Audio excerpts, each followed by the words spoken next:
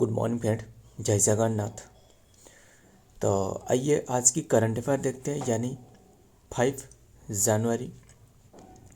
जनवरी 2026 की जो भी करंट अफेयर है वो सारे के सारे कवर अप करने वाले हैं। आइए बिना टाइम वेस्ट करें, जो भी क्वेश्चन रहे आज की करंट अफेयर की वो सारे के सारे कवर अप करते हैं। फर्स्ट क्वेश्चन आपके सामने रहे, क्या रहे, एक फेस्टिवल क्वेश्चन रहे, इम्पोर्टेंट है हमेशा, एंड ये एक स्टैटिक क्वेश्चन भी बन जाता है। गान नागी फेस्टिवल सेलिब्रेटेड इन हुई स्टेट, ये कौन से स्टेट में ऑब्जर्व करी जाती है, यानी सेलिब्रेट करी जाती है। हाल ही में ये ऑब्जर्व किया जा रहा है, ये मणिपुर में। Option C is the right answer, Manipur. Clear, जिसे कहा जा रहा है गान नागी फेस्टिवल। ध्यान में रखिएगा, गान नागी फेस्टिवल।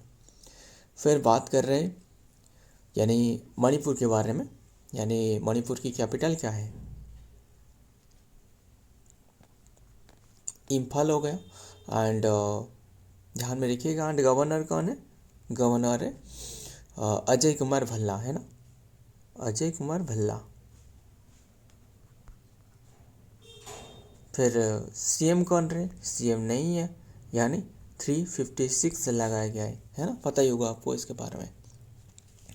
तब बात कर रहे हैं मणिपुर के बारे में, एंड ये जो गान नागी रहे ये असल में एक कम्युनिटी रहे, इनके द्वारा ऑब्जर्व करी जा रही है, वो है Zeliang community, Zeliang community, Zeliang community. इन्हीं कम्युनिटी के द्वारा ये ऑब्जर्व करी जाती है गान नागी फेस्टिवल। क्लियर। एंड वैसे और एक मुझे फेस्टिवल की बारे में बताना, हॉर्नबिल फेस्टिवल बताना। हॉर्नबिल फेस्टिवल वो कहाँ यहाँ ऑब्जर्व करी जाती है, वो ऑब्जर्व करी जाती है नागालैंड में, है ना, नागालैंड में, यस, नागालैंड में ऑब्जर्व करी जाती है। एंड ये 1 दिसंबर, मतलब अभी के टाइम में नहीं, 1 दिसंबर से 10 दिसंबर तक ऑब्जर्व करी जाती है। ध्यान में रखिएगा। तो आगे देखते हैं, द गान Nagi festival is celebrated by the जो जेलियांग रंग कम्युनिटी रहे, यानी people in the north eastern जो इंडियन स्टेट मणिपुर रहे, मणिपुर में ऑब्जर्व करी जाती है, मेनली मणिपुर में, Nagaland and Assam. And marking the significant post harvest, जो कि हार्वेस्ट सेलिब्रेशन है, इसे ऑब्जर्व करी जाती है with the feasting ritual and then the जो कि traditional dance to welcome the new year and blessing the prosperity. Clear, ये एक फेस्टिवल है गान नागी फेस्टिवल, ध्यान में रखना, Zeliang community. Number 2, Indian Railways launch the Vande Bharat sleeper train in which place. Recently यानी हाल ही में इंडियन रेलवे जो है वो लॉन्च करने जा रहा है जो भारत की स्लीपर ट्रेन मतलब जो बैठकर आप ट्रेन में बैठकर यात्रा कर सकते हो, बट वो स्लीपर रहे, है ना। तो ये लॉन्च करिए, हालांकि स्लीपर मतलब पहले से ही थे, बट ये एक अलग तरीके से रहे, अलग डिजाइन रहे। तो ध्यान में रखिएगा, ये वंदे भारत की है। तो ये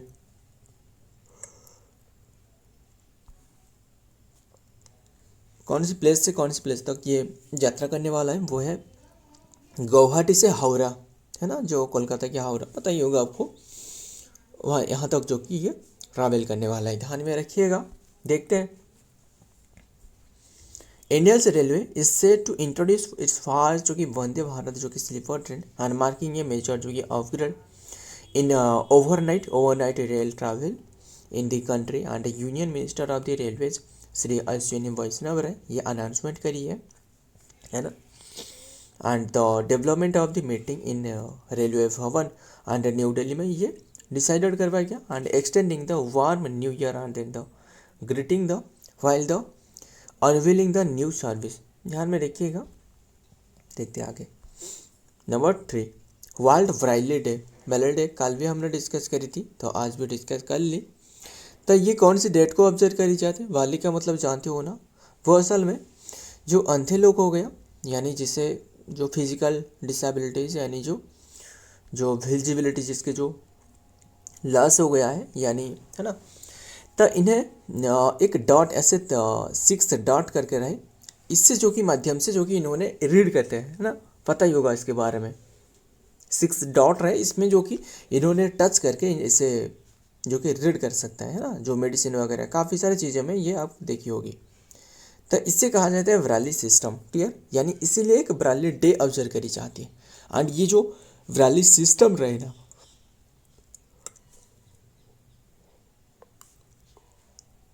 एंड ये किसने डेवलप करी थी, किसने ये डेवलप करी थी, नाम याद रखना, वो है लुइस ब्राइ, कौन रहे, लुइस ब्राइली।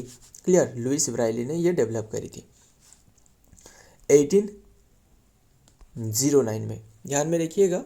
एंड ये 4 जनवरी में ऑब्जर्व करी जाती है। ऑप्शन सी इज तो right answer, 4 January. Clear. And अब तक हमने कौन से डे ऑब्जर्व कर चुकी है, मुझे बताने के करके। 1 जनवरी वो कौन सी डे था, वो था ग्लोबल फैमिली डे, यानी DRDO डे भी ऑब्जर्व करी जाती है ना। तो ध्यान में रखना है DRDO की, जो कि 68वां जो कि एडिशन ऑब्जर्व किया जा रहा था, पता ही होगा इसके बारे में। DRDO डे ऑब्जर्व करी जाती है। एंड ये तो हमने डिस्कस करे वर्ल्ड ब्राइली डे, ध्यान में रखना। तो और क्या बात करें, तो ये 4 जनवरी को ऑब्जर्व करी जाती है। क्लियर, आगे देखते हैं क्या बातें रहे। World ब्राइली day is observe annually on 4 January, chosen the celebration of the ward, जो कि लुइस जो ब्राइली रहे इनके वार्ड को। द इन्वेंटर ऑफ द जो कि प्रैक्टिकल, यानी प्रैक्टिल जो कि लिटरेसी यानी जो अंधे लोग रहे, इन्हें कैसे भी करके लिटरेट करना, कैसे इन्हें सक्षम कराना। तो उद्देश्य यही है। एंड कम्युनिकेशन करना एंड ह्यूमन राइट। एंड ध्यान में रखिएगा फॉर ब्लाइंड जो कि पार्शियली जो ब्लाइंड हो गया, या फिर साइड जो पीपल रहे, द यूनाइटेड नेशन ऑफिशियली जो कि एस्टेब्लिश दिस ऑब्जर्वेशन इन 2018 में, and with the first celebration 2019। And ये जो फर्स्ट टाइम ऑब्जर्व करवाया गया था वो 2019 में ब्राइली डे जो रहा है। क्लियर, किसके उद्देश्य में, लुइस ब्राइली, अभी हमने डिस्कस करी ना, तो यही ध्यान में रखिएगा। एंड इनके जन्म जो रहे वो जनवरी 4 1809 में रहे, ध्यान में रखिएगा। तो और क्या बात करें, बस इतना ही ध्यान में रखना, आगे देखते हैं।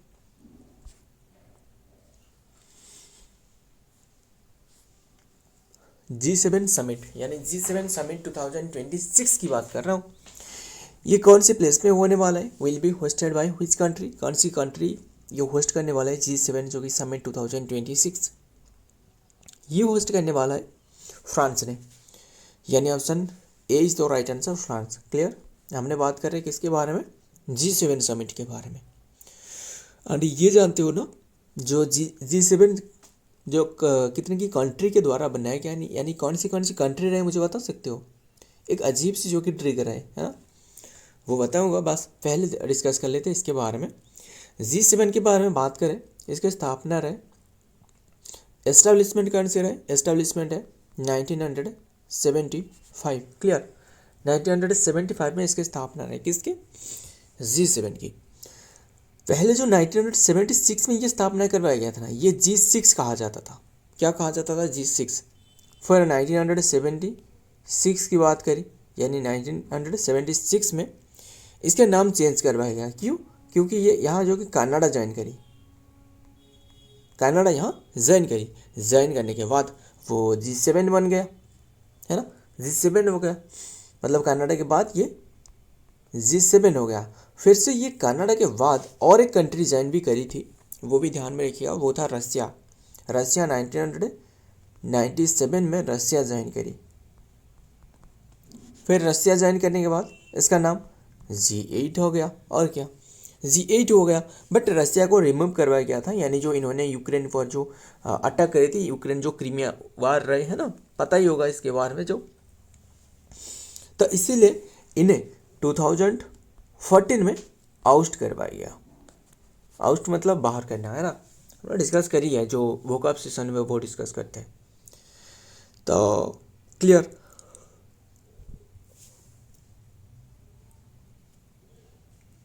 एंड अभी के टाइम में कितनी कंट्री रहे, अभी के टाइम में पूछे तो वो 7 कंट्री रहे। कैसे याद रखना है आपको, जो 7 कंट्री रहे कैसे याद रखना है, गर्लफ्रेंड को जूस पिला दो, यही है, यस, यही है ट्रिक, ध्यान में रखिएगा। कैसे हमने भी डिस्कस करेंगे। ये 5 हुए ना, ये 5 हुए। तो जी का मतलब क्या है? जी का मतलब है जर्मनी, है ना, जर्मनी हो गया। एंड एफ का मतलब क्या हो गया? एफ का मतलब है फ्रांस।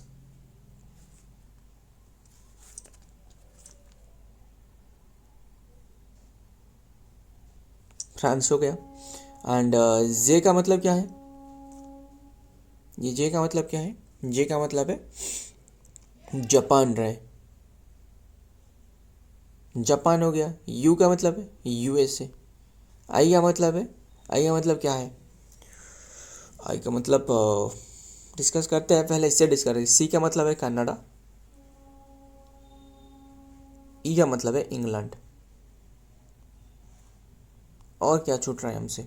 आई का मतलब है इटली, इटली रही, यस, है ना, पता ही होगा ना। इटली में जो कि रोम, इटली की जो रोम की बात कर रहे हो, वहाँ जो कि जो फूड सिक्योरिटी है इसकी हेडक्वार्टर है ना। खैर वो सब रहने देते, सारे के सारे ध्यान में रखिएगा G7 के बारे में, यानी गर्लफ्रेंड को जूस पिला दो, यही है ट्रिक। देख रहे हो ना कैसे अजीब ट्रिक है, बस हमें तो याद ही रखना है। एंड और क्या कर सकते हैं, तो ध्यान में रखिएगा।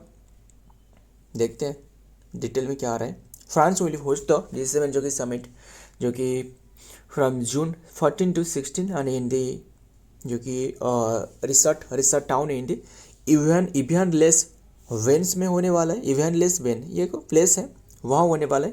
एंड फ्रेंच आल्सो नियर, जो कि नियर लेक, जो कि Geneva, with the French president Emmanuel Macron leading the agenda for the 52nd number की मीटिंग। क्लियर है इतनी सी बात? कौन सी डेट से आपको नहीं बताया ना, 52nd मीटिंग तो ठीक है, ये 14 to 60 जून तक होने वाला है। क्लियर, 2026 की। आगे देखते हैं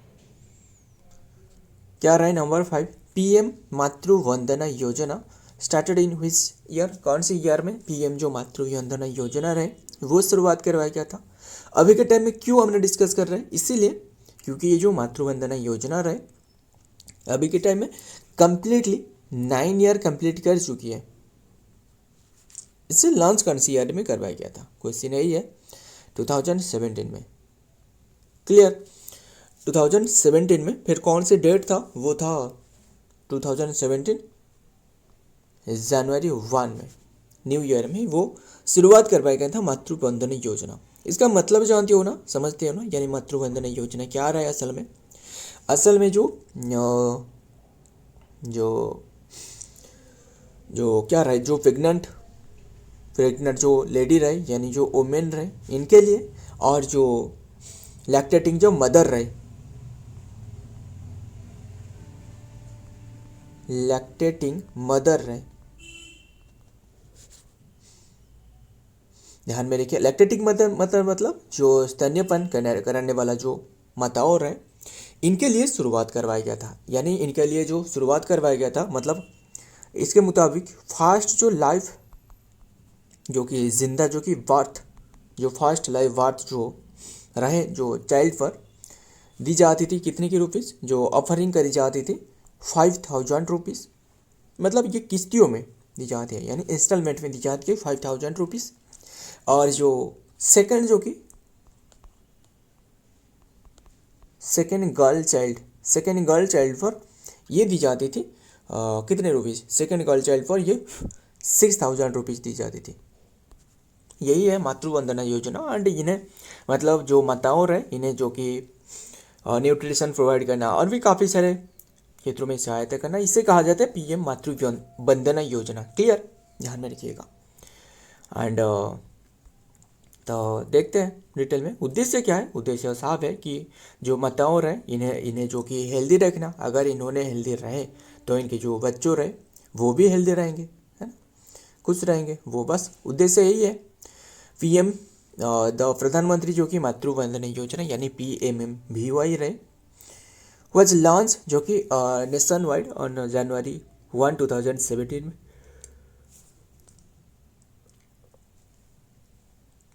आज ए डायरेक्ट बेनिफिट जो कि ट्रांसफर, जो कि मैटरनिटी जो यानी माताओं के बारे में बात कर रहे हैं, यानी scheme and providing the financial जो कि support to the pregnant women, इनके लिए जो कि फाइनेंशियल सपोर्ट प्रोवाइड करना, लैक्टेटिंग मदर हो गया इन्हीं के लिए, एंड फॉर द फर्स्ट जो कि चाइल्ड रहे एंड सक्सीडिंग देयर ईयरली जो कि इंदिरा गांधी जो कि मातृवा सहयोग योजना रहे IGMSY, इसके जो कि प्लेस पर ये लाया गया था। क्लियर इतनी सी बात ध्यान में रखना। देखते आगे नंबर 6 क्या रहे, विच कंट्री, कौन सी कंट्री जो कि आज इम्प्लीमेंट द वर्ल्ड फर्स्ट जो कि carbon tax steel and aluminium पर। इम्पोर्टेंट है फर्स्ट कंट्री जो कि इम्प्लीमेंट करी है कार्बन टैक्स, किसके ऊपर में, ऑन स्टील एंड जो एल्यूमिनियम प्रोडक्ट रहे ना इसके ऊपर में। देखिए मतलब मान लो जो भी कंट्री रहे, मतलब इंडिया में क्या हो रहा है, इंडिया में जो कि स्टील जो राउरकेला हो गया है ना, स्टील प्रोडक्शन किया जा रहा है, और भी काफ़ी सारे प्लेसेस रहे है ना। तो ये जो स्टील प्लांट रहे ना, स्टील प्लांट में स्टील की बनावट करी जा रहा है, स्टील हो गया, एल्यूमिनियम की कोई भी प्रोडक्ट रहे, वहाँ क्या किया जा रहा है ना, वहाँ जो कोल रहे है ना, कोल की टाइप्स बताइए होगा ना, कोल की टाइप 4 टाइप की रहे है ना, काफ़ी बार हमने डिस्कस करी। एक तो रहे पीट रहे, लिग्नाइट रहे, विटुमिनस रहे, एंथ्रासाइट है। सबसे जो उत्तम माना कि जो कोल रहे वो है एंथ्रासाइट। खैर वो सब रहने देते, हमने बस टॉपिक पर आते। तो ये क्या करी जाती है, कोल जलाया जाते हैं है ना, कोयल जलाने से जो कि क्या हो रहा है, पॉल्यूशन हो रहा है ना, तो इसीलिए कार्बन निकल रहे हैं। तो ये जो कार्बन निकल रहे हैं ना, जो अभी के टाइम में यूनाइटेड अरब अमीरात नहीं, यानी जो यूरोपियन यूनियन रहे, ऑप्शन सी की बात कर रहा हूँ, इनके मुताबिक इन्होंने क्या करी है कि जो कार्बन टैक्स रहे ना वो इम्प्लीमेंट करी है। मतलब इन्होंने किसके ऊपर में कार्बन टैक्स इम्प्लीमेंट करी, इनकी जो खुद की जो कंट्री की जो बिजनेसमैन हो गया, जो भी रहे, वो जो खरीदारी रहे है ना, मान लो कोई भी प्रोडक्ट जो कि इंडिया से खरीद रहा है, वो इसके ऊपर में जो कि इन्होंने कार्बन टैक्स लगाया है। किसने, जो कि यूरोपियन यूनियन ने। ध्यान में रखिएगा कार्बन टैक्स। एंड इससे क्या होने वाला है, जो इंडिया जैसे कंट्री हो गया, इंडिया और भी काफ़ी सारे कंट्री, इसके तो भारी नुकसान होने वाला है ना। इन्होंने क्या कर रहे हैं, क्योंकि जो डेवलप्ड नेशन रहे असल में, वो क्या कर रहा है कि वो असल में काफ़ी सारे जो रेन्यूएबल एनर्जी रहे, यानी wind energy, solar energy and और भी काफ़ी सारे जो एनर्जी रहे, इससे भारी मात्रा में उपयोग कर रहे हैं। हाइड्रोजन एनर्जी वो भारी मात्रा में उपयोग कर रहे हैं। इसीलिए इन्होंने क्या कर रहा है, इन्होंने पॉल्यूशन मतलब बहुत ही कम पॉल्यूशन कर रहा है ना। और वैसे ये जो रिन्यूएबल एनर्जी बनाने में जो लागत रहे, यानी जो खर्चा रहे, वो ज़्यादा हो रहा है। तो इसीलिए इनकी जो प्रोडक्ट बन रहा है, इनकी जो खुद की कंट्री में जो प्रोडक्ट बन रहा है, वो ज़्यादा प्राइस में बिक रहा है ना। तो इसीलिए इन्होंने क्या करी, इंडिया की हो गया और भी जितने भी कंट्री की जो एक्सपोर्ट हो रहा है, यानी एक्सपोर्ट कर रहा है, जो कि यानी जो यूरोपियन यूनियन में, वो इसके ऊपर में कार्बन की टैक्स लगाई है। तो ध्यान में रखिएगा कार्बन की टैक्स। देखिए ये दूसरे कंट्री पर, जो कि ये दूसरे कंट्री पर आपको नहीं दिख रहा है, बट इन्होंने क्या बताया कि इनकी जो खुद की जो लोग रहे, यानी जो बिजनेस मैन रहे, इन्होंने खुद की बिजनेस मैन पर इन्होंने लगाया है। बट हमें तो बस समझ में आ रहा है कि ये असल में जो नुकसान होने वाला है वो इंडिया जैसे कंट्री को तो नुकसान ही होने वाला है। ध्यान में रखिएगा। तो ये इफेक्टिव हो चुकी है 1 जनवरी से। बस हमें यही याद रखना है, कार्बन टैक्स जो कि स्टील एंड प्रोडक्ट के जो एल्यूमिनियम प्रोडक्ट है इसके ऊपर में जो लगाए हैं वो है European union. Clear. And European union में टोटल कितने की कंट्री रहे, वो 27 है ना। 27 नंबर की हमने भी डिस्कस कर दी, वो था बेलारूस तो नहीं, बेल्जियम बने थे ना 27 नंबर की, हमने हाल ही में भी डिस्कस करी थी, ध्यान में रखना। तो बात कर रहे हैं ये क्या है असल में, ये है शॉर्ट फॉर्म में CBAM, कार्बन बॉर्डर जो एडजस्टमेंट मैकेनिज्म। क्लियर, ध्यान में रखिएगा। एंड फिर बात करें जो कार्बन टैक्स जो कि इम्प्लीमेंट करने वाला पहला कंट्री कौन बना था, वो था फिनलैंड 1990 में। फिर ये क्या डिस्कस कर रहा है, ये जो कि दूसरी कंट्री पर इम्प्लीमेंट करी है। फिनलैंड खुद की जो कंट्री रहे, वहाँ की जो लोकल सेल्फ जो गवर्नमेंट था, इन्होंने इम्प्लीमेंट करी थी कि खुद की कंट्री में जो बनाया जा रहा है जो कार्बन रहे, वो इसके टैक्सेस रहे, कार्बन टैक्स दे। ध्यान में रखिएगा। तो उद्देश्य क्या है, मतलब कार्बन जो कि कार्बन रिड्यूस का, जो कि कार्बन को रिड्यूस करना, यानी कार्बन जो ज़्यादा मात्रा में जो पोल्यूटेड कर रहा है, इससे जो कि घटाना। यूरोपियन यूनियन जो कि इम्प्लीमेंट करी थी वर्ल्ड फर्स्ट कार्बन जो कि board tax and then known as the carbon border जो कि एडजस्टमेंट मैकेनिज्म, जिसे CBM कहा जा रहा है। एंड स्टार्टिंग 1 जनवरी से शुरुआत करिए। अप्लाइंग टू द कार्बन जो कि initiative important like the steel aluminium and then the prevent the carbon leakage, इसे प्रिवेंट करना and promote the clean production and then the important जो कि इम्पैक्टिंग ग्लोबल ट्रेड। ध्यान में रखिएगा। नंबर 7 क्या रहे, who has been appointed as the coach of the Indian women जो कि क्रिकेट टीम ने हॉकी टीम की किसने बने हैं, वो है सोजेड मुर्जनी, यही है सोजेड मुर्जनी।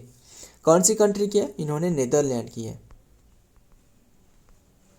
इन्होंने पहले से भी इन्होंने जो इंडियन वुमेन जो की टीम की जो कि मतलब जो चीफ रहे, यानी चीफ तो नहीं, जो कोच रहे है ना, कोच भी बन चुके थे 2014 में।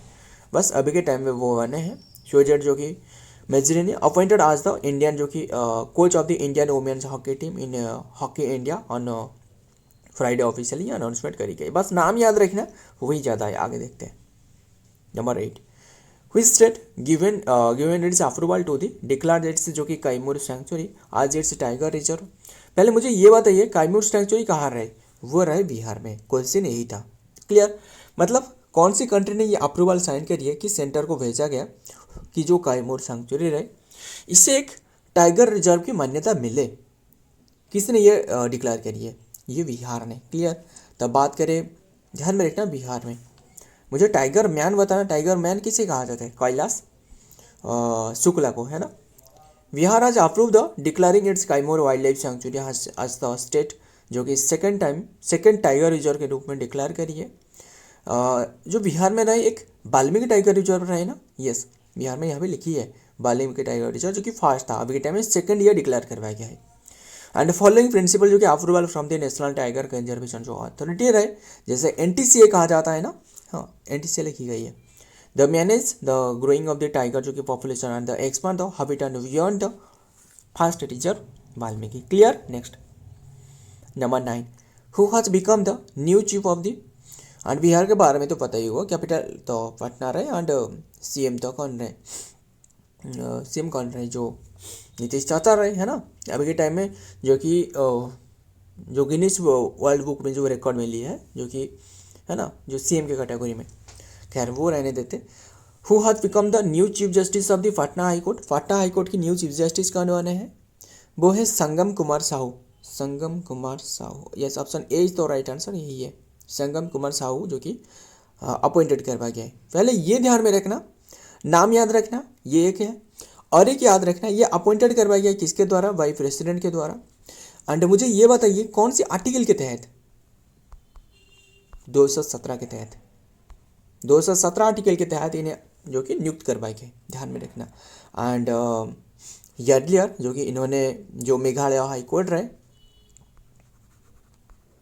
मेघालय हाई कोर्ट की इन्होंने चीफ जस्टिस रह चुके हैं, ध्यान में रखिएगा। फिर और क्या बात करें, बस इतना ही ध्यान में रखना।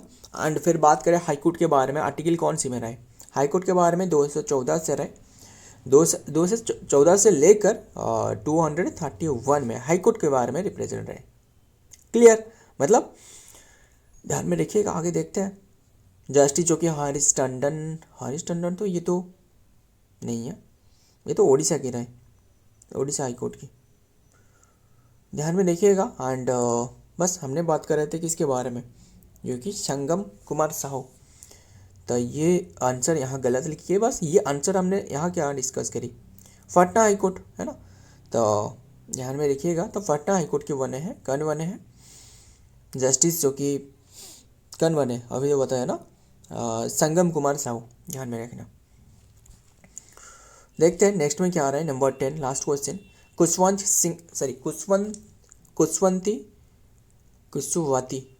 क्या है, देखते हैं। कुशावती, यस, कुशावती एक न्यू जो कि डिस्ट्रिक्ट बनने वाला है, new district of which state, कौन से स्टेट की यह डिस्ट्रिक्ट बनने वाला है, ये गोवा की। पता ही होगा ना इसके बारे में आपको, मतलब ये ध्यान में रखना। गोवा में ईयरली ईयर की बात कर रहा हूँ, गोवा में जो कि दोनों डिस्ट्रिक्ट रहे, है ना, 2 डिस्ट्रिक्ट रहे, एक तो रहे नॉर्थ गोवा एंड दूसरा रहे साउथ गोवा। अभी के टाइम में एक कुशावती नाम करके न्यू डिस्ट्रिक्ट की ऐड करवाया जा रहा है, ये ध्यान में रखना। एंड कैपिटल क्या है गोवा की, पनाजी रहे। सीएम कौन रहे, प्रमोद सावंत रहे। गवर्नर कौन रहे, अशोक गजपति राजू, है ना। एंड गोवा लिबरेशन डे 19 दिसंबर को रहे। आइए देखते हैं लास्ट डिटेल में क्या आ रहा है एंड देन खत्म करते हैं बस। अभी के टाइम में ये कुशावती जो कि डिक्लेयर करवाए गए, ध्यान में रखना। सो फ्रेंड, आज के ये सारे के सारे क्वेश्चन रहे। वीडियो पसंद आया तो वीडियो को लाइक करना, दोस्त याद शेयर करिएगा। मिलता हूँ और एक वीडियो में और एक इम्पोर्टेंट इश्यू के साथ। तब तक के लिए जय हिंद, जय जगन्नाथ।